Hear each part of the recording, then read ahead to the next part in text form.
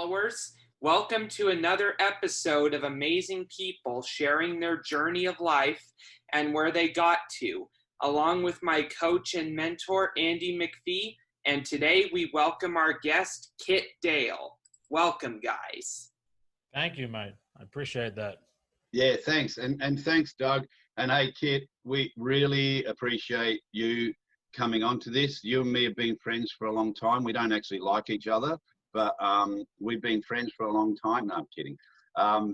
And I really, because I know you're busy, man, you've got a lot going on your day. So thanks for taking this time out to share, you know, a bit of a dot point of your journey, how you got to where you are now. Doug's just going to give you a little brief overview of why we started this and his little journey, and then we'll jump into your story, Kit. No worries. All righty. How we started this was last year, I published a book that is very successful, From Green Flags to Blue Flags 2, The Amazing Comeback of an Autistic Spokesperson, which has recently been ranked number 500 something on Amazon's bestseller list for autism biographies, and it's in the top 15 in the United Kingdom. Andy came up to me and suggested that we started this series to share my story with the world in order to promote myself and my books. And he was going to bring other people, like you, for instance, Kit, on board to share your amazing stories as well. And I was in a total agreement with it because this is probably going to be a successful thing. And my journey with autism is really interesting. I had a history of depression and 2 mental breakdowns and suicidal thoughts. And, you know, I've made a tremendous comeback to create an enormous future for myself with help from Andy McPhee. And that's pretty much what my journey is like. That's amazing, Yeah, buddy. That's cool, mate. Thanks. So it's, yeah, such a great journey. He inspires me so much, this kid, I tell you. So Kit, can you just give us a little bit of a quick overview of where you are now in your success, and then we'll go back to how that started briefly. All right. I'll do my best because my life is all over the shop as much as it's hard to explain. I'm living in Los Angeles now. I'm obviously Australian. Well, for those that don't pick it, I'm Australian. I'm a 2-time World Pro Brazilian Jiu-Jitsu champion. I'm one of the best-selling coaches online for Brazilian Jiu-Jitsu. I act as well. I've been in big 30 million euro film budget movies. I'm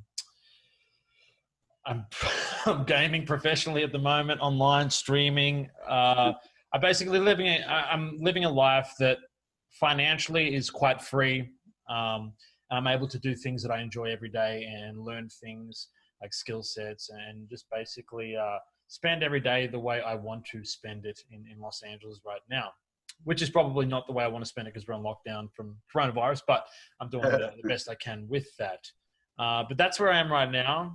Do you want me to sort of go through my story a little bit? Yeah, and how did you get to that? Because like a lot of us listening, people go, oh yeah, well, but you're this and you're judo and you've done jiu-jitsu and you're making money. We get it because everyone's got their own success story. But you had no idea it was going to end up like that. No, not at all. And all started from when you were a young kid. So go from the start, mate, how you got that journey on the road. Well, there was one time that started my thoughts opening up a little bit. And this was when I think I was 10 years old and I was in a group called the Computer Club, which is just basically 5 of us boys where one of our friends had a computer and he printed out a paper saying Computer Club on there. Anyway, long story short, I got kicked out of the club. I can't remember why, but I stole the bit of paper and one of the teachers grabbed it off me and told me off, but said, you know, you can make a lot of money doing this one day. And then it just stuck in my head. I was thinking I could make money doing nothing. And then I was like, I need to figure this out. Anyway, we skip forward. I'm now in my 20s. There's one thing I'm certain of. I hate working jobs to make enough money to just continue for people that I don't like working for. I don't like waking up for somebody else and making just enough money to survive. I felt like it was really frustrating for me. I didn't understand it. I almost felt like I was born into a realm of slavery in a sense. So I was always looking for, to figure out what I wanted to do. And it wasn't until I met a guy named Danny Voyer, and I was working for him at the time, and he had a group called the Hunters of Excellence Group. And it was very unusual for anyone to have that because I was working in a factory.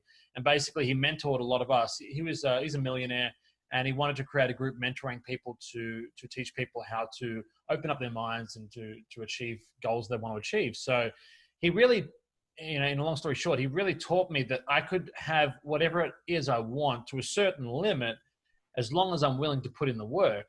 I'm not going to be an NBA basketballer. I'm 5'9".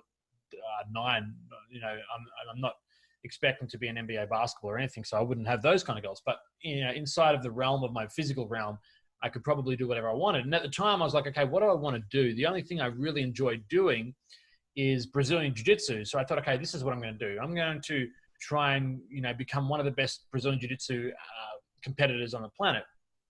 And within 3 or 4 years, I got my black belt, which was quicker than anyone else with no prior grappling experience. Most people take 10 to 15 years to get a black belt. Wow. In jiu-jitsu. Plus, I won multiple world championships on the way. I won the Brazilian national championship in Brazil.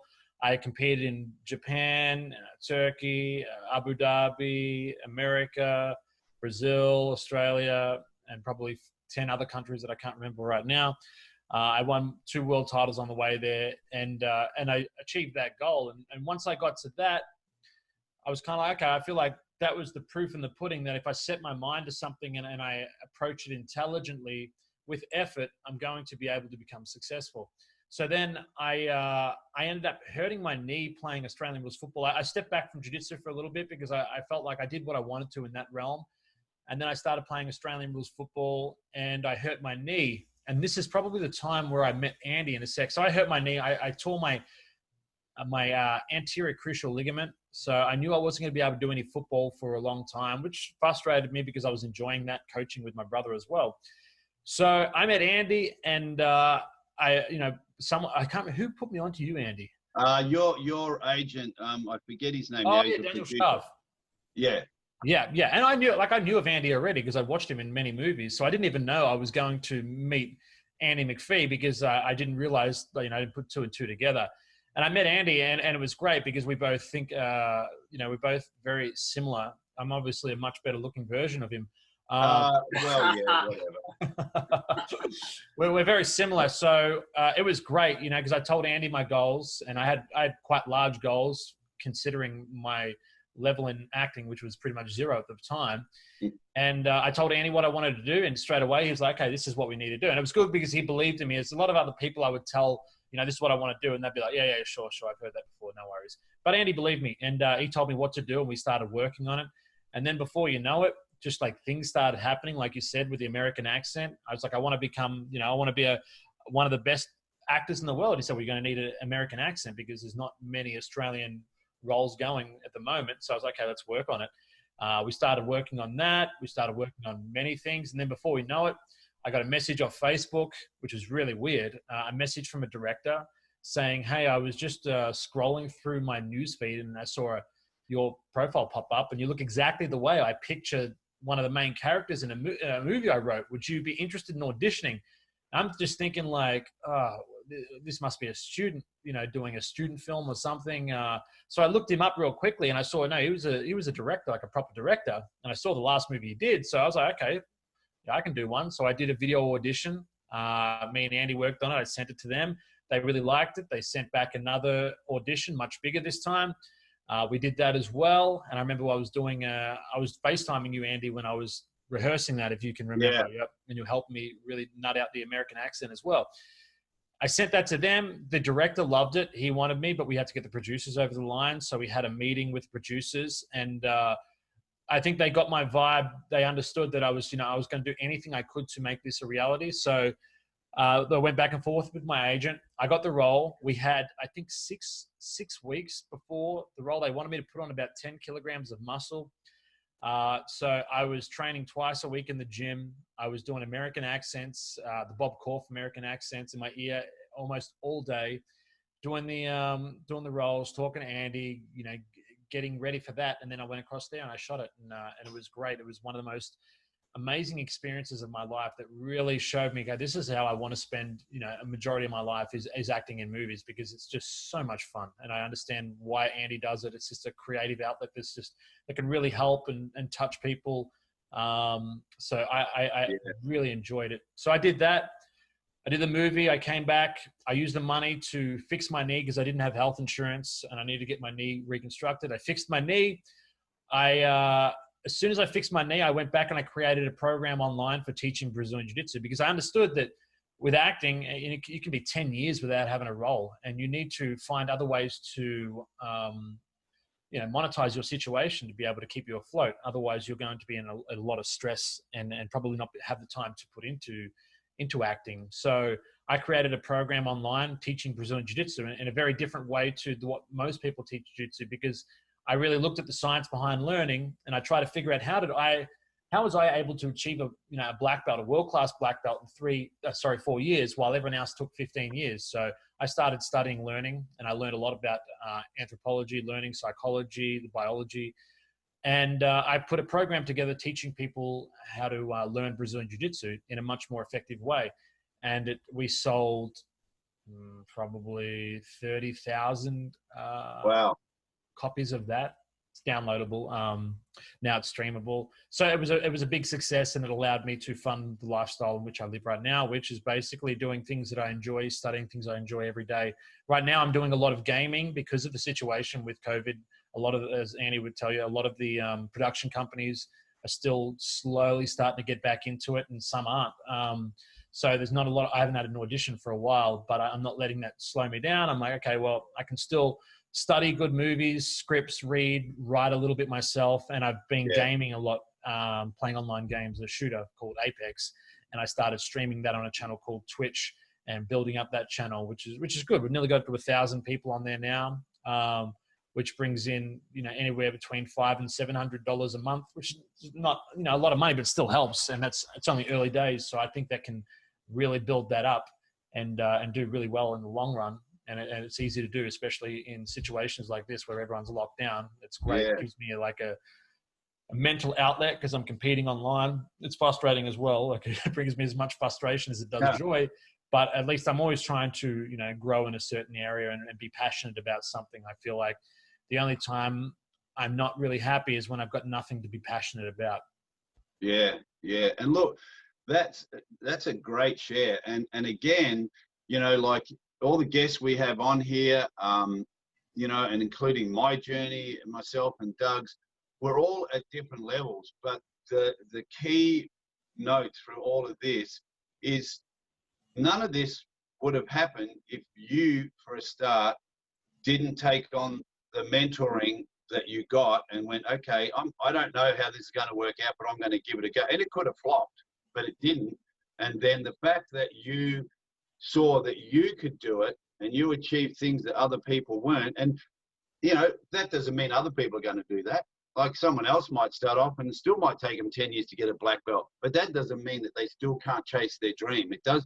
The point is you just don't give up, and you keep looking for opportunities, and you keep dealing with the falls and the failures, and you keep getting up and you keep going forward. And where you're at now from where we met years ago is just like, wow, it's just amazing. And same with Doug. Like 5 years ago, who would have thought he's now got a book?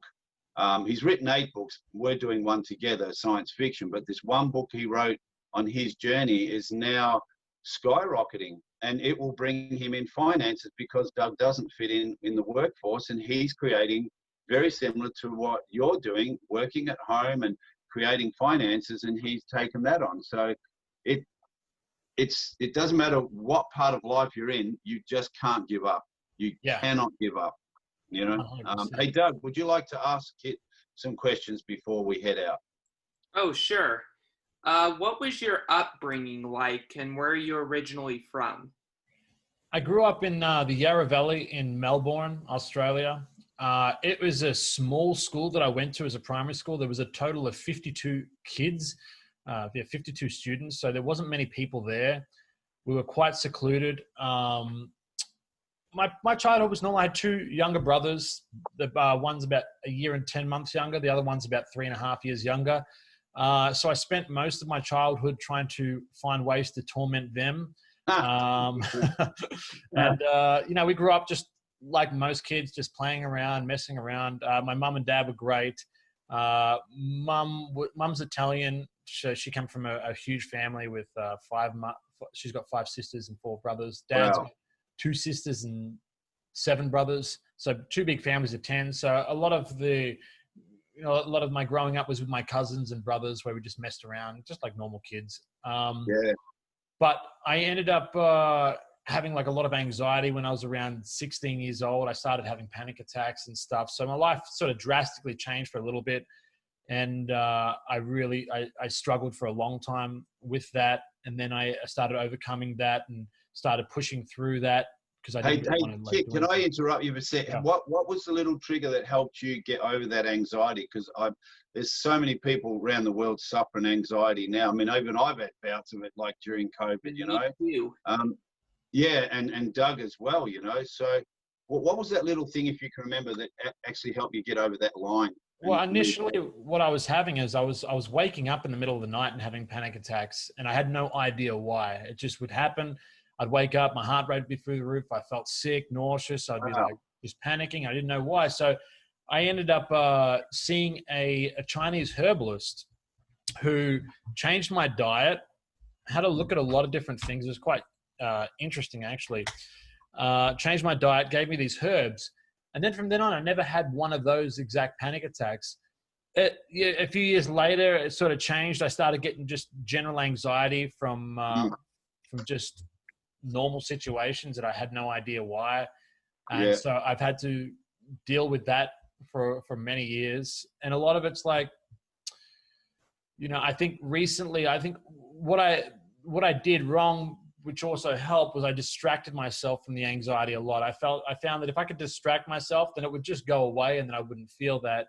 But it wasn't a really good method because it's almost like medicating yourself instead of attacking it. So now what I'm trying to do is a lot more meditation and breath work. I see a guy, I've got a mentor now that I see, and we're doing a lot of like different meditation and just trying to get me to focus. And because I definitely feel like I was undiagnosed with ADD. It's very hard for me to like even listen to someone. If someone's slowly talking to me, it's very hard. Like I just want to do like 1,000 things. So right now I'm trying to focus on facing it and just sitting in it and trying to beat it and not run away from it anymore. Yeah, that's great, Kit. Like, see, because this is the part where like people hear someone's story and they think, oh, wow, it's all great for them. But no, you're a human being who deals with being a human being, but like, again, the purpose of this with Doug's story and yours and the other guests is to get people to go, it's okay to have this. It's really okay because you're a human being, but don't leave it as being okay and not seek mentoring, professional help if you need it, or even just finding your own tribe. The saying is, your vibe is your tribe. Well, find people in the areas that you want to advance in and create, because it's not going to be an easy journey. It's fun, but it'll never be easy. You've got to keep creating, you've got to keep dealing with failures, and you've got to keep moving through. So